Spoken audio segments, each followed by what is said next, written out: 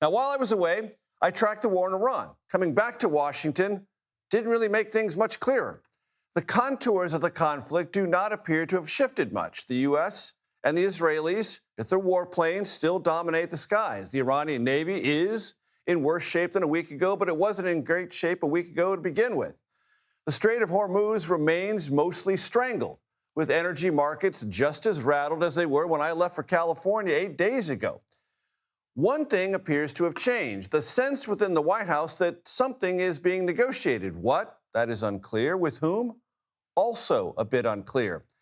President Trump said over the weekend regime change has basically been accomplished and that the new leaders, that's his phraseology, are making concessions. Here's what the president said last night on Air Force One about more tankers passing through the Strait of Hormuz. And today they gave us another present. They gave us 20 boatloads of oil. That starts being shipped tomorrow. We're having very good meetings, both directly and indirectly, and I think we're getting a lot of very important points. Sir, were you?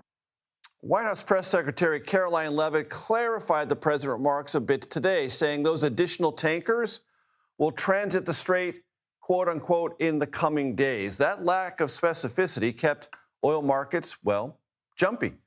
Brent crude traded at above $113 per barrel. West Texas Intermediate traded above $103 per barrel. As for new leaders in Iran, the Secretary of State today sounded a bit less certain.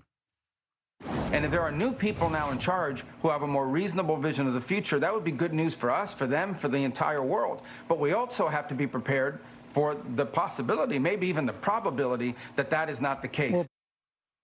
Also, the president said the talks with Iran, which, by the way, the Iranians deny are even occurring, but the White House said are going well. Well, those talks did not satisfy the president. The United States will, according to a Trump social media post this morning, blow up all of Iran's oil wells, electricity generating plants, and possibly even its desalinization plants. Oh, one other thing. More U.S. troops arrived in the region, and according to the Washington Post, the president's military advisors are preparing for weeks of ground operations involving infantry and special operations forces. The White House said the president needed maximum leverage and called these new deployments part of his enhanced optionality. Your optionality at the gas pump, by the way, quite limited. Today's national average for a gallon of regular gas, $3.99. It was $2.98 a month ago. And I can tell you from experience, it was $5.75 a gallon in SoCal last week. We begin tonight with Ed O'Keefe at the White House. Ed, much to cover today. Lots of dialogue with the press secretary, and you had a pretty important exchange about what the president's signaling. Yeah, but did you just say $5.75 a gallon out in SoCal? Yeah, for regular. That's incredible. Yeah. For regular. Yeah, I mean, I get California pays a lot more, but my goodness. All right, well, yes. Amid those rising prices and all the rhetoric we've heard from Iran and the United States, you could say that the White House has been sending mixed messages on Iran. The president hopeful for diplomacy, but reports of more U.S. forces being sent to the region. So we put it to the White House press secretary today, Caroline Leavitt. What are the American people supposed to make of it all? Take a listen. The president continues to say the U.S. is in conversations with a more reasonable regime, but there are now hundreds of U.S. Special Operations Forces, including Navy SEALs and Army Rangers in the Middle East, as well as thousands of other troops already deployed. So is he trying to end or intensify the conflict? The president is focused on achieving the objectives of Operation Epic Fury.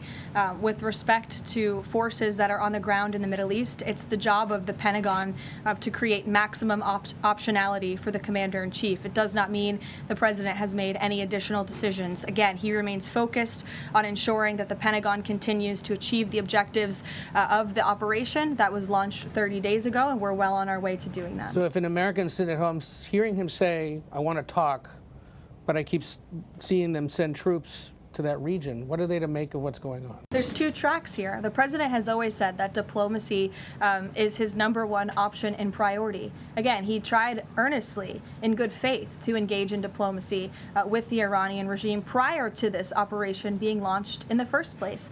He wanted to strike a deal, and he sent his top negotiators to do so. They spent extensive amount of time and effort trying to strike a deal, and unfortunately, the previous regime, again, many of those leaders no longer with us here on Earth because they faced the consequences of the United States military. So if there's ever a chance for a deal, again, the president is open to listening, but it does not deter him from focusing on the military objectives that he set out 30 days ago and that our military is continuing to achieve day by day. So again, the president pretty optimistic about talks. The Secretary of State, National Security Advisor Marco Rubio, a little more pessimistic or realistic in two big interviews today.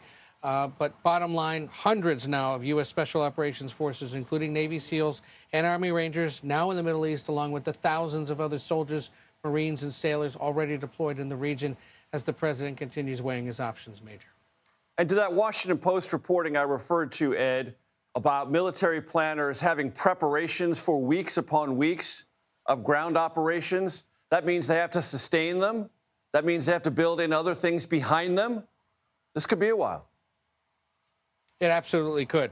And it's part of what continues to bring such pause to those that are monitoring this. And we even saw some congressional Republican criticism of this today, suggesting that the president doesn't want to go there, doesn't want to take this step, which is why you continue to hear him at least publicly try to push the idea that diplomacy may work out here. But the vibe certainly seems to be, look, we gave them an opportunity the first time. It didn't work. We're giving them an opportunity now. If it doesn't work, we'll take that step that could lead to several weeks, if not months, of more prolonged military action. Obviously, something he's weighing on him. No public events here at the White House today for the president, which presumes he's spending a lot of time thinking about this. They haven't told us what exactly he's been up to, but undoubtedly more of these options being presented to him by the Pentagon. Major? Ed O'Keefe, North Lawn of the White House. Thanks so very much.